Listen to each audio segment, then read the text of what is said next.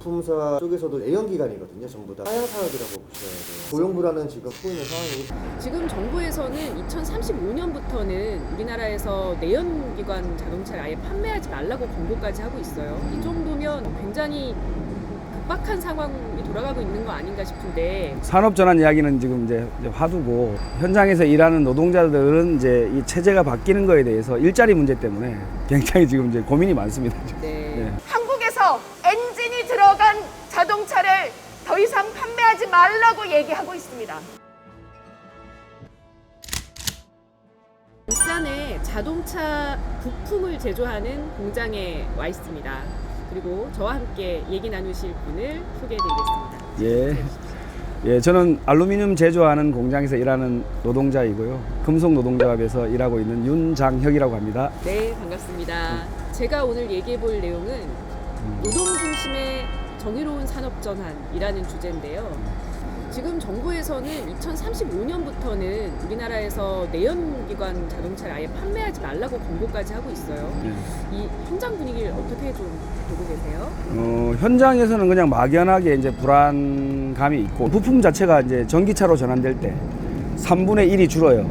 그러면 일자리가 3분의 1 이제 없어지는 거고. 정부가 최근에도 지원 계획을 냈습니다. 내년도에도 예산을 늘려서 12조 원 이상을 탄소 중립 관련한 전환을 위해서 지원하겠다 이런 얘기를 했는데, 이런 정부의 지원 계획 어떻게 될 것 같으세요?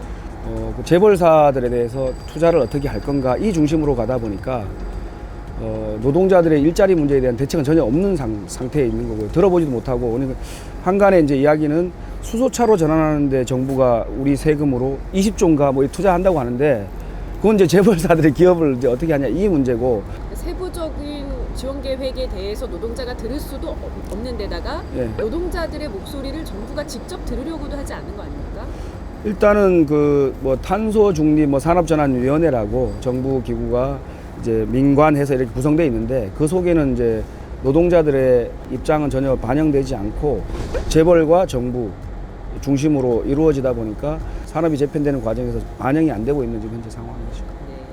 그렇다고 해서 지금 우리 노동자들이 기후위기 문제는 내가 그것까지는 알 바가 아니다, 우리 회사만 문 안 닫으면 된다, 이렇게 생각하시는 건 아닐 거 아니에요? 네, 아니죠. 기후위기 상황에 대해서도 노동자들이 함께 마음을 하고 계시겠죠? 당연하죠.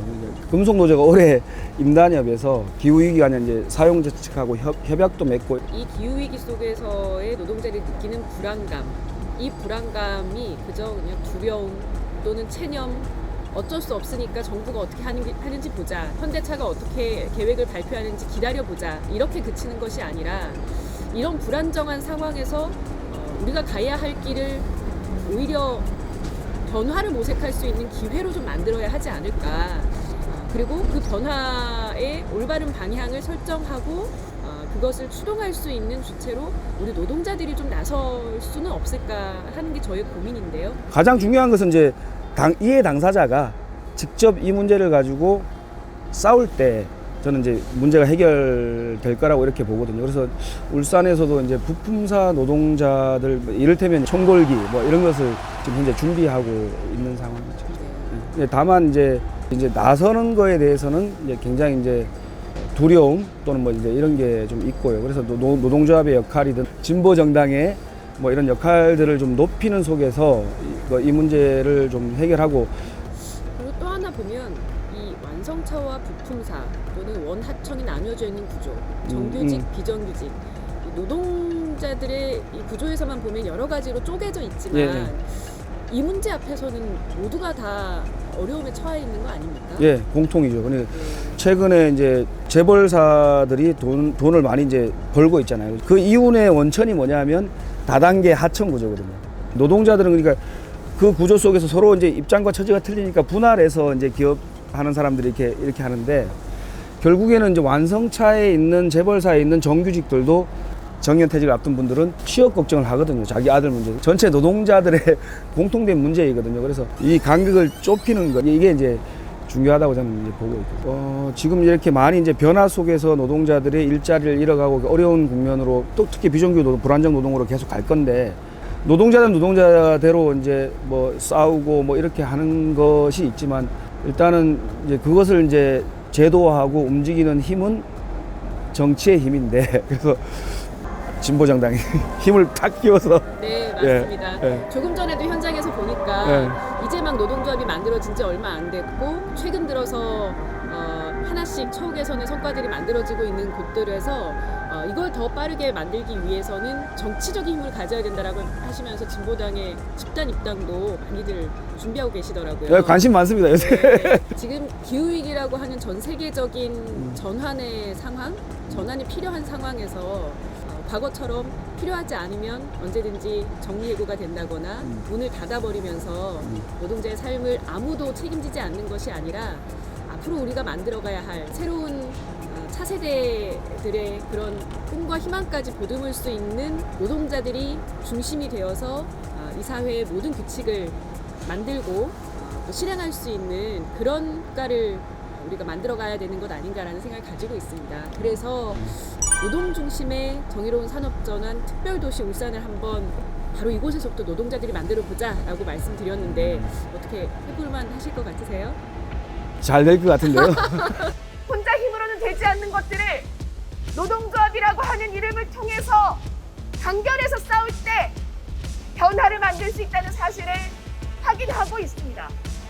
그런데 동지들, 우리의 싸움의 끝이 어디까지일 거라고 생각하십니까? 지금 정부는 한국에서 엔진이 들어간 자동차를 더 이상 판매하지 말라고 얘기하고 있습니다. 그러면 엔진에 들어갈 부품을 만드는 모든 공장들은 문을 닫을 수도 있고 그 파장 효과가 얼마나 커질지 모릅니다.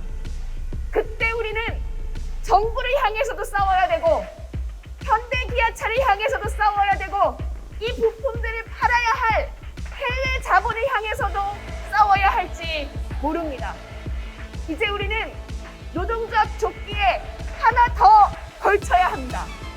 정부를 향해서, 해외 자본을 향해서, 현대 자본을 향해서 싸울 수 있는 막강한 힘, 세상을 바꿀 수 있는 정치의 힘을 진보당이 동지들과 함께 키워 나가고자 합니다. 동지들, 그 힘을 믿어주시고 진보당과 함께 해주시기를 부탁드리겠습니다. 동지들의 목소리가 이 나라의 중심에서 울리도록 만들어내겠습니다. 스트레이트!